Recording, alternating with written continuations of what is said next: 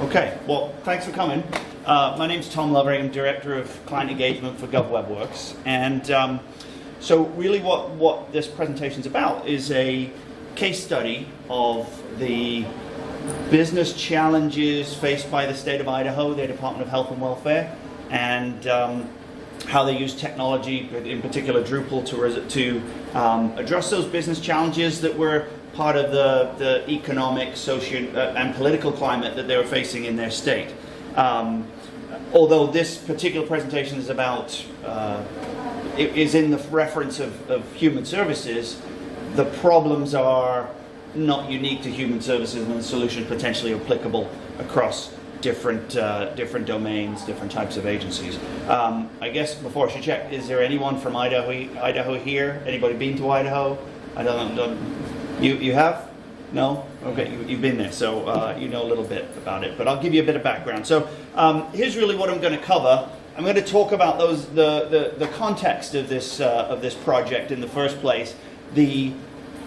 As I mentioned, the political environment, the socioeconomic environment in Idaho, and as well as what the national landscape looked like in terms of conventional wisdom around human services. So how that translated into business objectives that came out of that context, as well as technical requirements for the project. Then talk a little bit about the solution, how we leverage Drupal as part of the solution, give you a quick demo, and then talk about the potential roadmap going forward. So for those of you who don't know much about Idaho, it's in the northwest of the country. It's very large and quite sparsely populated. It has a population of just 1.6 million, a third of which are located in and around the Boise area. So you imagine it's got one big city and the rest of the population is spread out over something like 83,000 square miles. So to give you some context, 60% of the state is managed by Bureau of Land Management or Forestry Service. So you've got lots of unspoiled nature there, and you've got an economy that centers largely around agriculture, potatoes of course, and forest products and outdoor recreation. So as you can imagine, it's got sort of a fierce independent streak. The population there is likes its privacy and likes its wide open spaces, and you've got a government that reflects that. So the Republican governor and legislature really are driven to keep government as small as possible, and are really interested in making sure that that there isn't too much creep in programs and services offered by the various agencies.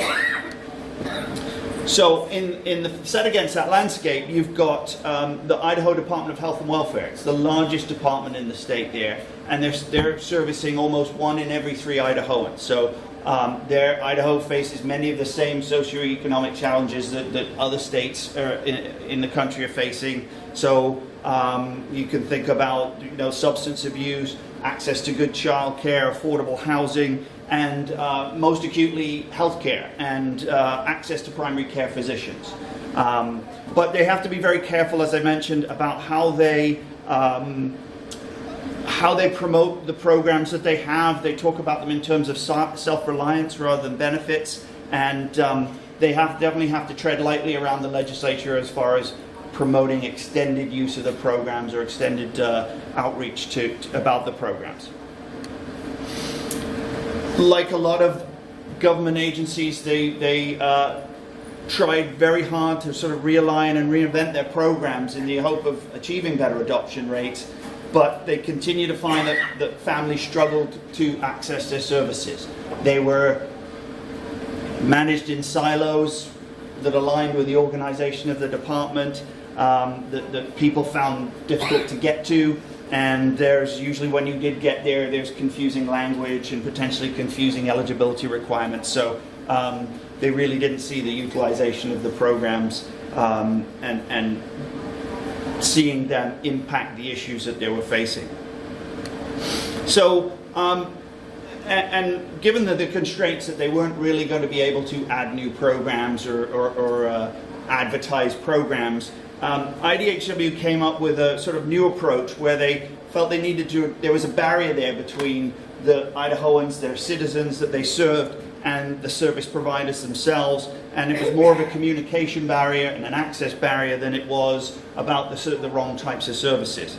So they needed a new way to communicate with citizens, and a new way for them to discover and access the programs that were already available. So they were looking to really let people take better advantage of the programs that already existed.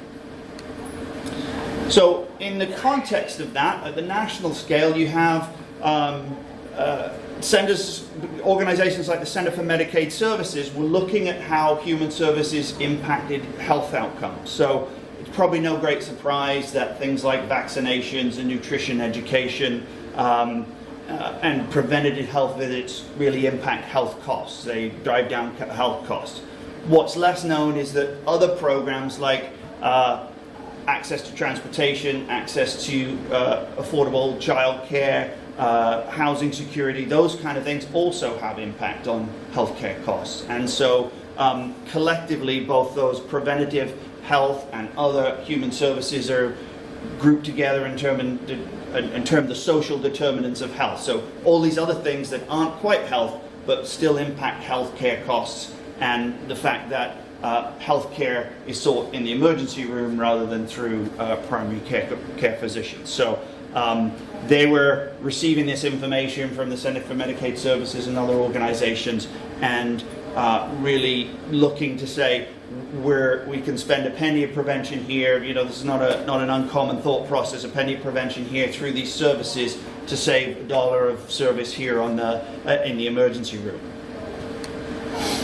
So through the convergence of both the constraints that they were under, the realities of the situation in the state of Idaho, and then this sort of outside prevailing wisdom regarding the social determinants of health, IDHW came up with a new concept, the Live Better Idaho initiative. Really is more, again, a communication process and a communication method rather than anything new being created, but just changing the way that people sort out support.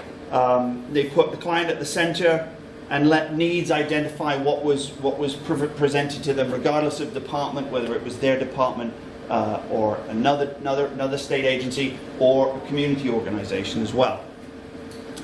So this Live Better initiative was going to impact everything, but definitely for health and welfare, both in terms of the way the offices were laid out, in terms of signage, but really at the center of this, they imagined a new web portal through which people would access services.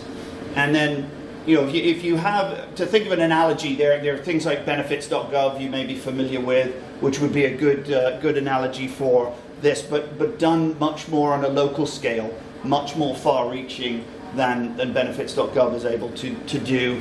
And then also 211 is another service that's familiar in providing a similar service, but this again would be more, there's a couple of differentiators. So 211 tends to be successful when you know what you're looking for, when you're going to go ask for, I need help with this, and an operator can connect you directly with that service. Whereas this is more discovery of things you didn't know were available to you, either again through the state or through any organization in the state that's supporting at-risk communities.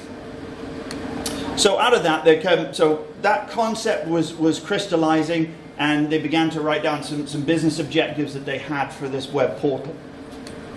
Firstly, they wanted to create a non-institutionalized platform that could accommodate a broad array of services. So some of the very obvious ones, Medicare, Medicaid, food stamps, heating assistance, things like that, but some of the less obvious ones like farmers markets, food banks, help with tax prep, help to open a bank account, that are services not provided by the state but come through organizations like United Way or faith-based organizations. So they wanted to cast as broad an umbrella, or cast as broad a net as possible, so that everybody could group their services on a single platform.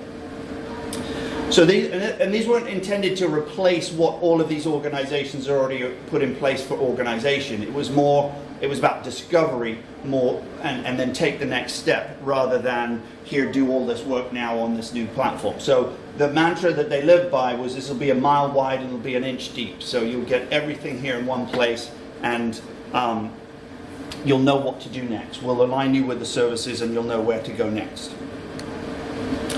So what the department didn't want to do was put themselves then in the role of content aggregators, content gatherers, and have to go organization by organization and get their content and tidy it up and put it on the website. So they needed simple content creation tools that they could delegate content management responsibility out to the individual organizations that were participating. They wanted end users to be able to self-screen anonymously, so that you could share a little bit of information about yourself and then get matched results, so filtered results based upon what you're told, and with 1 or 2 clicks know how to take action to take advantage of those services. It would also support conventional navigation, filterable searches, natural language search as well, filtering results sets, and allow you to browse through services in a more conventional way. And then finally would support a continuum of consent, that if you wanted to share a little bit more information about yourself, you would get a better experience. You'd get better results. You would then be able to personalize the experience for things like notifications, email alerts, subscribe to calendar events, things like that. So those are sort of the business requirements that they laid down. At the same time, IDHW IT department wanted to lay down some IT requirements of their own, some technical requirements that they were looking for from this solution as well. Firstly, they didn't want to take on another web property or another IT project and property that they would maintain themselves. They preferred to think of this as a SaaS product, and letting the vendor and setting performance standards for the vendor in terms of availability, in terms of security, in terms of reliability as well. And they also hope that this idea is one that in the future will be adopted by other municipalities and other states, so that there's now sort of a collective momentum of driving this product platform forward and creating the impetus for new features. So as a SaaS product, it needed to be scalable and secure. So you're potentially looking at aggregating now the traffic across multiple state agencies, municipal agencies, community organizations as well, and having them all drive through a single front door. So that would need to be scalable. And then also potentially down the road, if it did start to collect more personally identifiable information, that it would be secure enough to do that. Another part of the roadmap is interoperability, thinking that in the future, that process, that handoff to other services and potentially other agencies is a more complete handoff of information. In exchange, you've given a little bit of personal information, and then you can exchange that, and it eliminates a lot of the redundancy in account creation and filling out forms.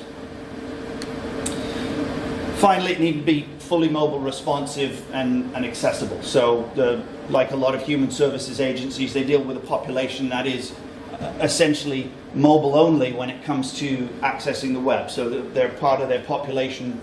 Their only way to get to the internet is through a smartphone. And then also, of course, a lot of their at-risk populations are those that are already using assistive technology to access the web as well. So 508 compliance and those aspects of accessibility were given.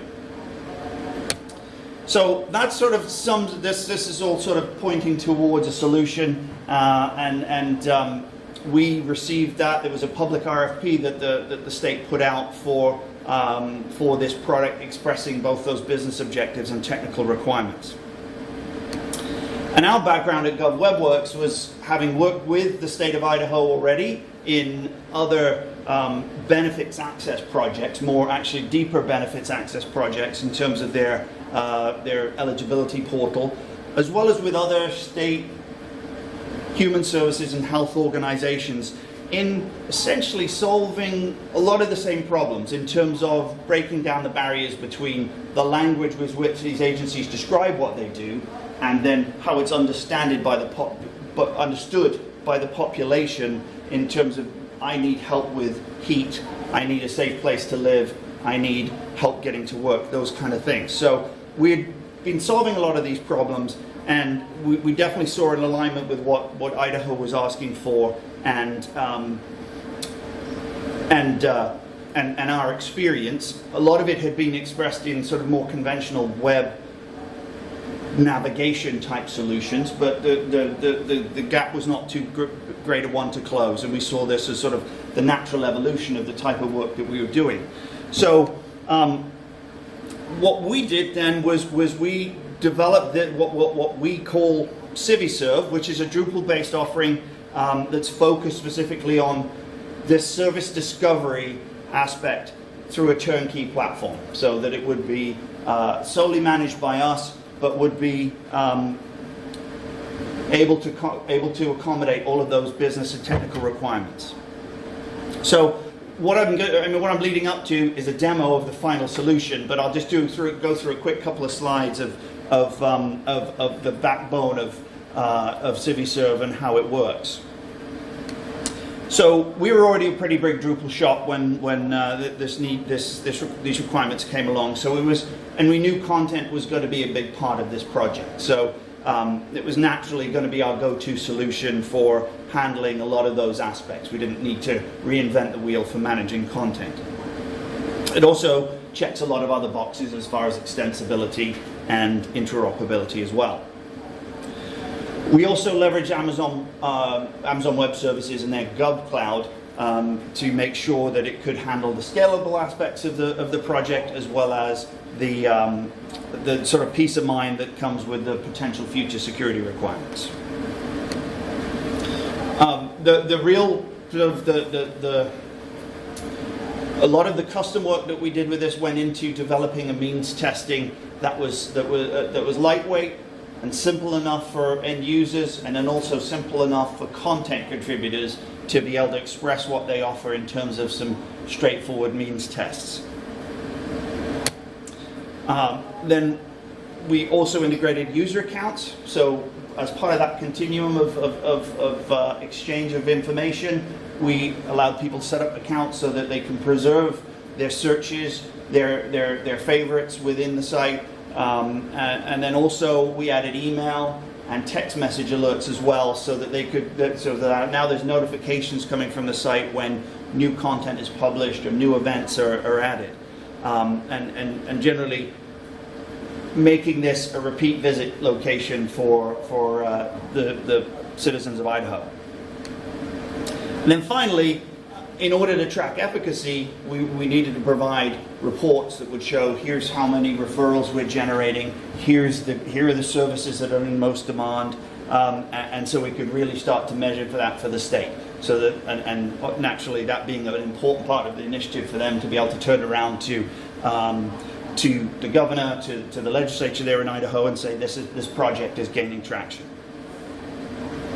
So.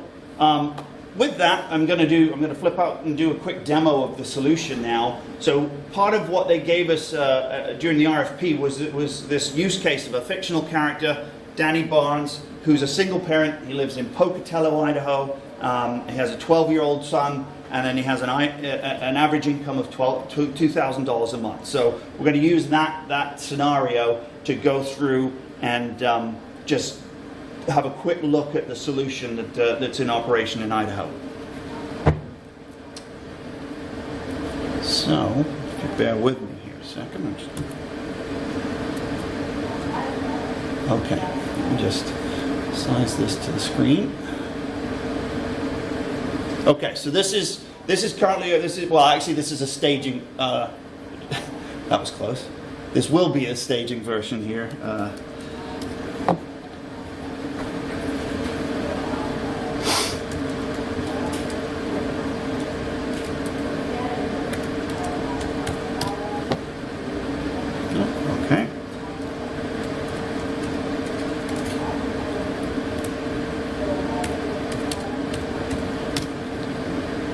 Okay, so this is a staging version of what you just saw at the production site. So the site is currently live.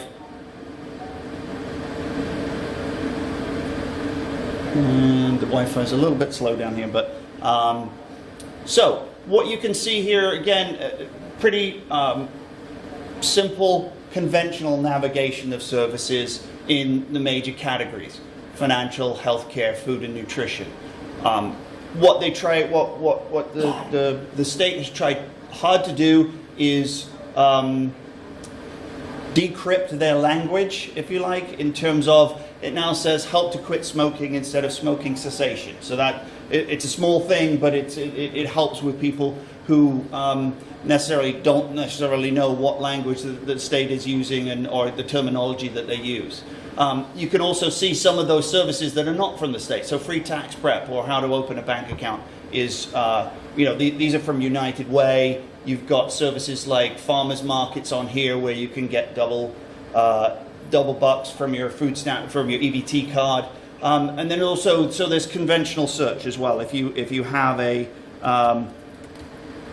area that you're interested in, you can start typing, and you're gonna get some results based on both word match as well as tags that are in the content. But what we're going to do is use the means testing to take a quick look at how that would work for this fictional character, Danny Barnes. So say Danny's 42 and he's got a 12-year-old son, and there's his income. And so that's as deep as the means testing is at the moment. You can add more, if you have more dependents, you can add those other family members on here, but as a single parent, he's just got one son.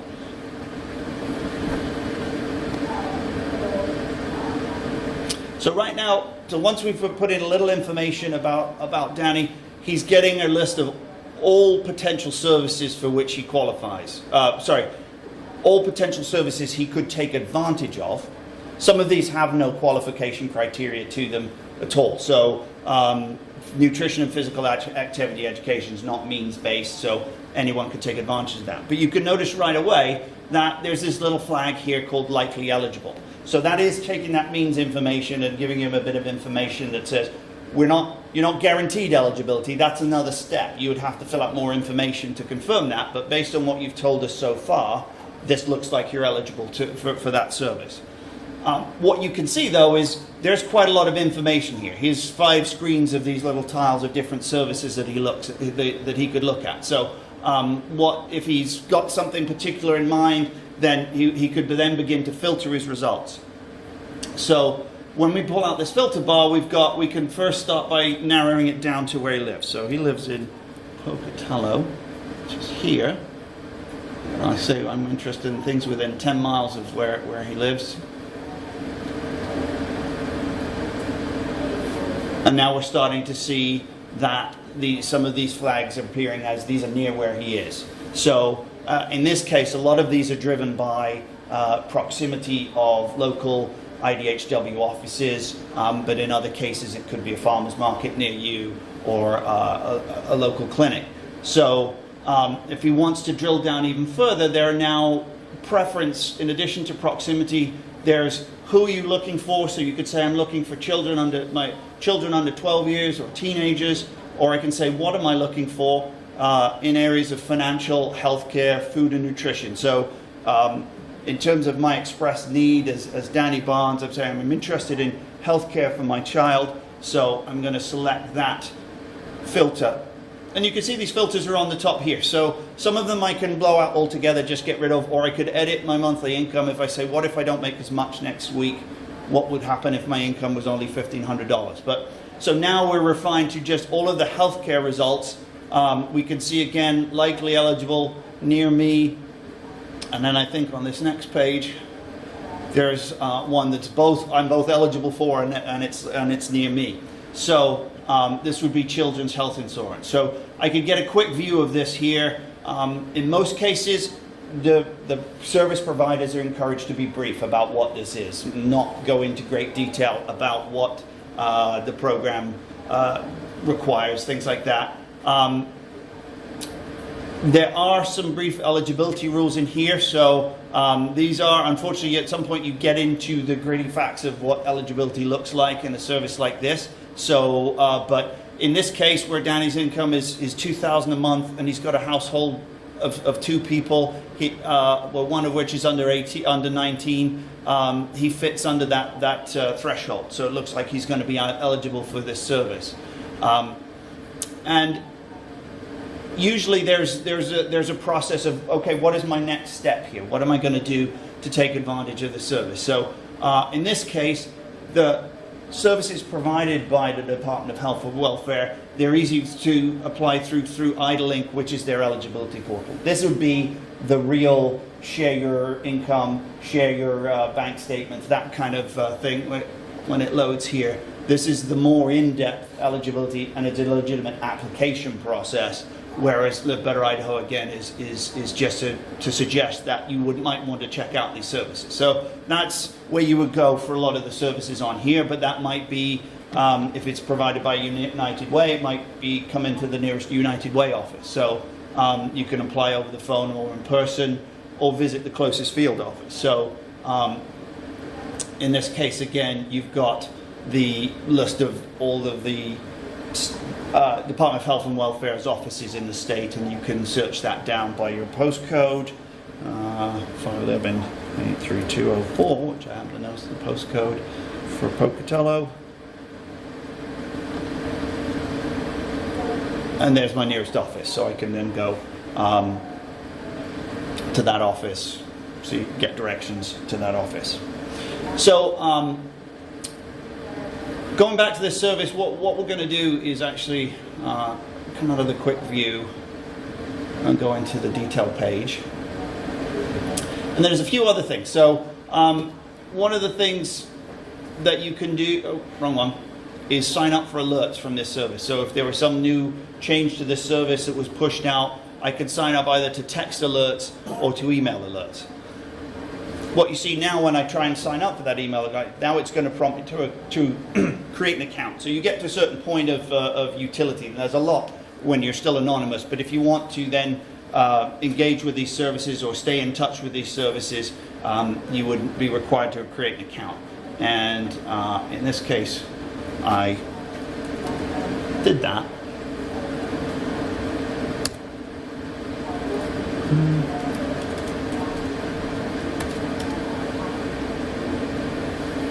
So now I'm in a logged in status, and I can subscribe to email alerts from this for this service. I can add it to my favorites as well, and I now have a user menu then up here that shows. It doesn't show my subscription yet. Probably if I refresh the page, I would then get that. Close that.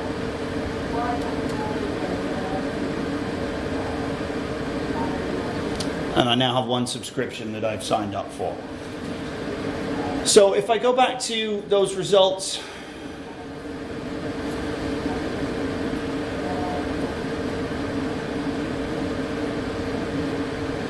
so here's my information, or here are the results that I was looking at before, and here's the Pocatello Free Health Clinic that I might be interested in as well, because it happens to be in the town I live in. I can go in here, and in this case, this has an event associated with it. So if there's, oops, I pressed the wrong button, I beg your pardon. Back to that page, open the events drawer. So there's a free vaccination clinic in 2 weeks, and I can either download an ICS file that I could add to my own, if I'm on my phone, that would add to my calendar, or I can add it to my Live Better Idaho calendar, so I can maintain a calendar of events here within the platform. I can also generate an email from this event. If I wanted to know more about the event, I could click that box, and I think mail will start up. No, start up on the screen.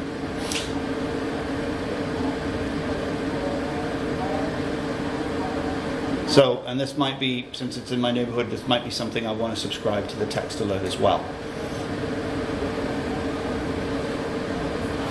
So that gives you a very quick overview of what that end user experience is like for citizens of Idaho looking for different services. And again, you see here work and education. So this is Department of Labor has contributed their content to this site as well. You've got veteran services here as well as a lot of this IDHW's based services, and then, as I mentioned, farmers markets, things like that, different types of content that So they, again, here in this case with farmers markets, they're going to take me out to the map of farmers markets and find the nearest one, or find out which ones support the Double Up Bucks program as well.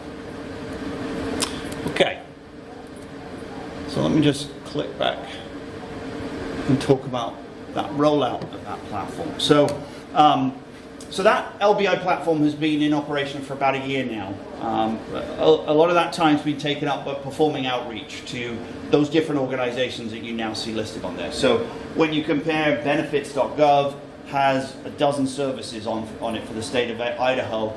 There are almost at 70 different services that are available through Live Better Idaho. So that, given where this initiative is all grown up from within the state, there's a lot of investment in adding information to that site.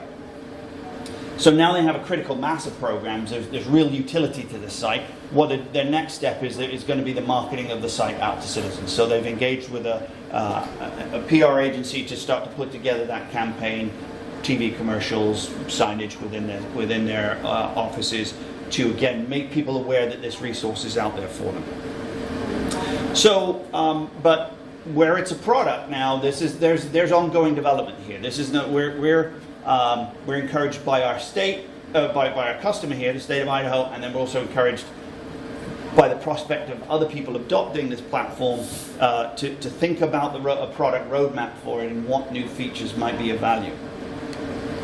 So one of the things we've been working on continuously is expanding the geolocation services so that you can find your clinic, find the nearest farmer's market, things like that, as easily as possible. What's first up along the roadmap is integration of Idaho's Healthy Connections programs, which provides primary care for Medicaid recipients. So this is a list of practices that are accepting new Medicaid patients. So you can now, or you will soon be able to go search for them by location, as you already can for other services, but also search by clinic name, by provider name as well, so you can make that connection and request service directly from the site. In terms of those requests, one of the next big steps for us is to close the loop. So right now we know how many people are referred out from the site to other providers, but we don't necessarily know that they complete the application on the other end or that they show up for service. So this is a big area in terms of tracking efficacy. We could be driving a lot of traffic to these other sites, and if they just bail out at the other end, then we're not doing a good job. So what we want to do, either systematically through just a handoff or a handshake between systems, or through an admin interface for users that aren't really tracking people on a system, be able to capture that people show up for service or that they actually do complete the applications on the other end.